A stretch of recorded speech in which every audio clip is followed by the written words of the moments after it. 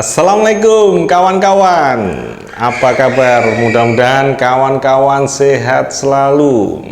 Pada hari ini, seperti yang sudah-sudah, kita selalu mereview sepeda-sepeda vintage. Ini adalah sepeda 26 Diamondback yang pernah kita review pada episode 11. Kita tayangkan pada tanggal 12 November 2021. Bagi yang belum nonton, linknya ada di sebelah sini. Sepeda Diamondback seri Sorento ini dulu kita pasangin drop bar. Kemudian sekarang ada handlebar yang apa itu namanya, cukup santai tapi masih bisa digunakan untuk belusukan.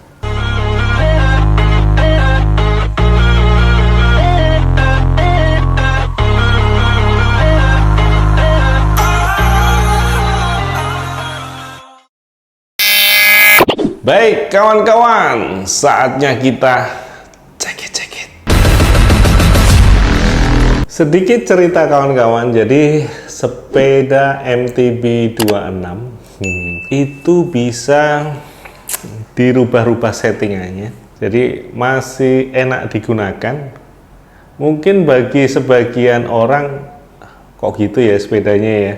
Tapi untuk kita para pecinta sepeda 26 ini ya, kalau kita rubah-rubah itu supaya kita tidak bosan bersepedahan, sehingga kita selalu bergerak terus menggunakan frame atau sepeda yang kita cintai ini. Untuk pada episode kali ini sepeda ini menggunakan handlebar, ini cruise bar gitu ya, jadi lebih ada rise-nya ya kan, ada lengkungannya, kemudian agak melebar gitu. Jadi handlingnya ini sangat enak, sangat nyaman sekali. Apalagi dipakai untuk harian, kemudian commuting, kemudian dipakai untuk belusukan, itu masih enak. Dan kebetulan juga tangan kiri saya ini dulu pernah cedera, retak atau patah. Kemudian apabila menggunakan flat bar maupun drop bar, itu kadang masih kerasa nyerinya, gring gitu. Ketika menggunakan handlebar ini, saya merasakan nyaman sekali. Jadi getaran-getaran dari jalanan yang kita lewati ini bisa cukup diredam oleh handlebar ini. Dan posisinya ketika kita menunggangi sepeda ini, kita tidak terlalu membongkok. Jadi bagi saya yang pernah cedera itu, beban tubuh itu tidak habis dibebankan di tangan atau ke arah ke depan, tetapi bisa dibagi di badan saya, dan tangannya ini cukup untuk memegang kendali, tidak menopang tubuh ini. Kira-kira seperti itu. Kemudian untuk tadi kelebihannya ya, kemudian sekarang untuk kelemahannya. Dengan posisi yang lebih tegak ya, lebih tegak. Jadi ketika kita pedaling gitu, itu berbeda rasanya dengan posisi yang lebih menunduk. Jadi untuk yang lebih tegak ini ya, kaki itu akan lebih mudah pegal ya. Kemudian untuk traksi putarannya itu juga lebih lambat daripada menggunakan drop bar maupun flat bar. Itu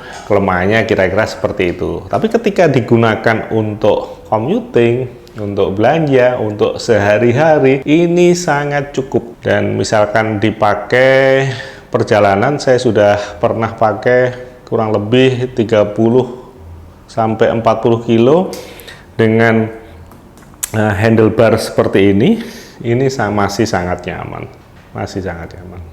Mungkin selain itu, bagi kawan-kawan dengan usia barangkali sudah di atas 45 tahun atau 50 tahun ke atas, menggunakan handlebar seperti ini akan mengurangi rasa nyeri di bagian pinggang, dan terutama bagi kawan-kawan yang suka bersepedaan dalam waktu yang cukup lama, misalkan commuting atau bike to work. Jadi handlebar ini sangat cocok. Selain itu, Nah, stemnya ini juga perlu diperhatikan juga. Ini stemnya menggunakan Nitto Dynamic, itu size-nya 120 mm. Jadi kalau terlalu pendek itu looknya itu seperti ontel banget gitu ya. Nah, kemudian apabila kita panjangkan, ini akan menjadi sesuatu yang berbeda. Kalau looknya atau kenikmatan ya seperti kita naik sepeda ontel zaman dulu. Untuk tinggi saya 177 cm dan frame sepeda ini adalah 19 in. Nah, saya menggunakan 120 mm stemnya, dan untuk saddle-nya ini saya setting maju mundurnya ini lebih mundur lagi ke belakang ya, karena untuk handlebarnya ini melengkungnya ke belakang ini cukup lumayan lebih dekat ke badan. Untuk pemilihan hand gripnya sendiri, saya memilih hand grip itu ada dua macam ya. Yang untuk handlebar semacam ini, yang nyaman yang pertama itu menggunakan hand grip Tarugata, itu bahannya PVC gitu, bulat. Ini pernah saya gunakan juga. Tapi untuk kali ini saya menggunakan hand grip Ori warna hitam juga, dan ini cukup lengket di tangan. Jadi ketika kita perjalanan jauh gitu ya, back to work, itu cukup nyaman. Kemudian untuk handle brake-nya kami menggunakan Diacompe SS6. Ini untuk cantilever sangat cocok.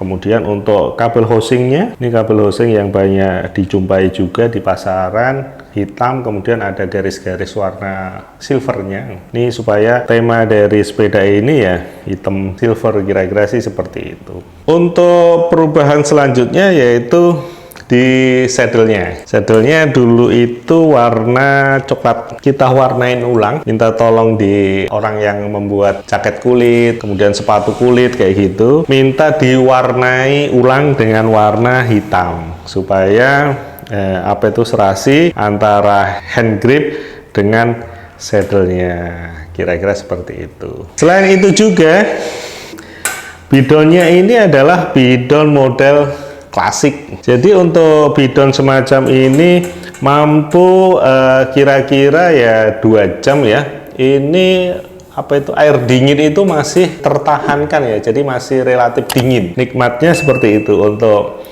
bidon model klasik seperti ini. Ini bahannya stainless. Kemudian sengaja pasang 2 bidon. Yang satu ini isinya air, yang satu ini isinya toolkit.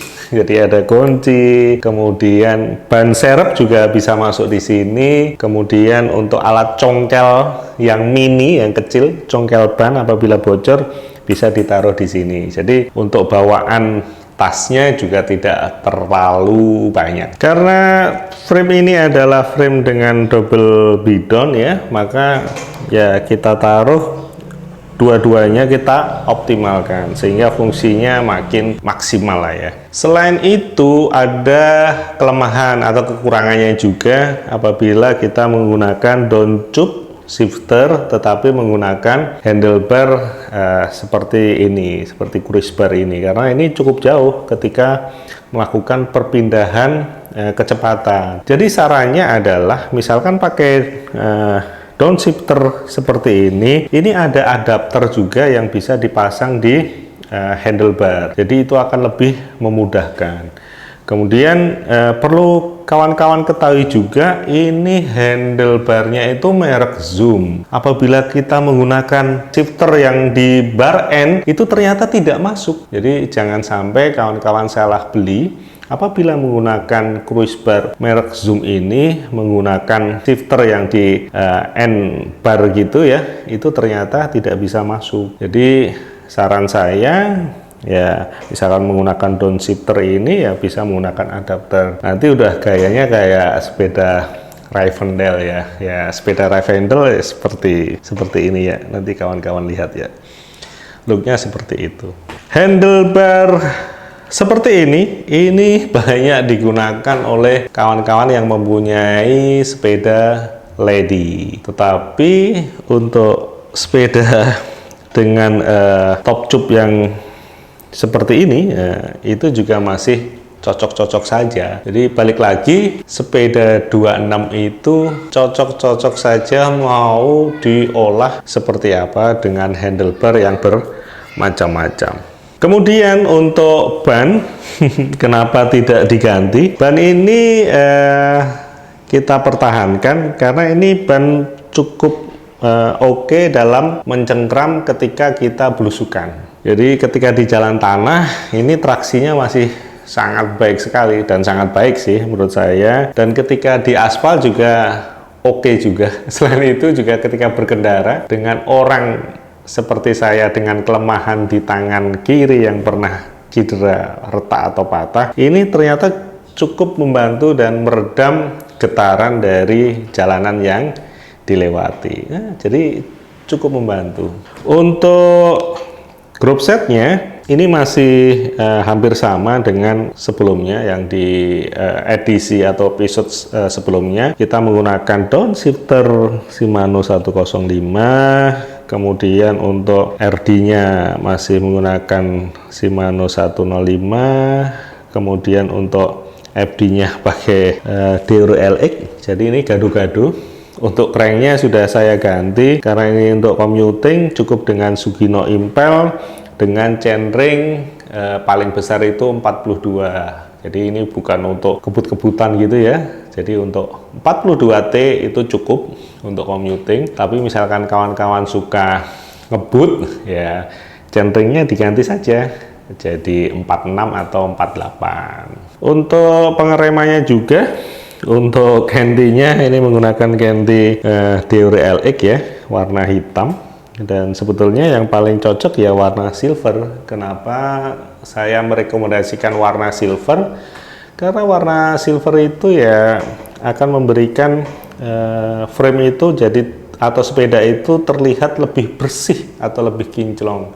Kira-kira itu saja yang bisa saya share ya kawan-kawan ya. Oh iya, satu lagi untuk pedalnya, ini untuk pedal city bike.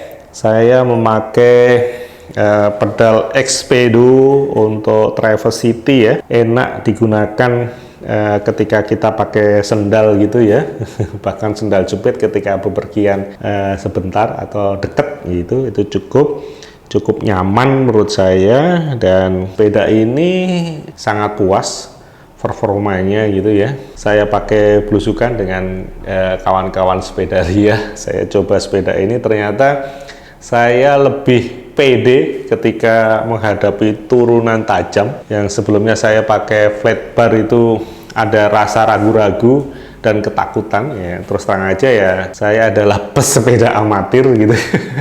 Jadi ketika menggunakan sepeda dengan jalanan yang cukup ekstrim, itu masih ingat anak istri. Kira-kira seperti itu.